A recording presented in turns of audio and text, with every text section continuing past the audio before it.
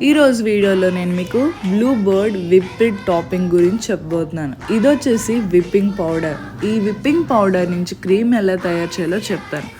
మనం back side చూసినట్లయితే మనకి కొన్ని స్టెప్స్ అయితే ప్రొవైడ్ చేశారు. ఫస్ట్ ఏం చేయాలంటే ఈ విప్పింగ్ పౌడర్లో 100 ml కూల్ వాటర్ వేసుకోవాలి.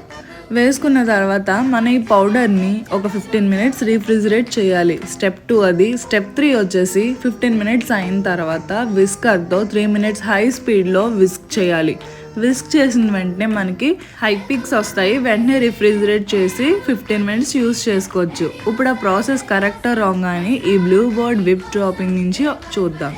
ప్యాకెట్ ఓపెన్ చేసి పౌడర్ని ఈ విధంగా బౌల్లో వేసుకోవాలి. వేసుకున్న తర్వాత 100 ml చిల్డ్ వాటర్ వేసుకోవాలి. వాటర్ వేసుకున్న తర్వాత ఈ కన్సిస్టెన్సీ వచ్చేలాగా బాగా మిక్స్ చేసి 15 minutes రీఫ్రిజిరేట్ చేయాలి.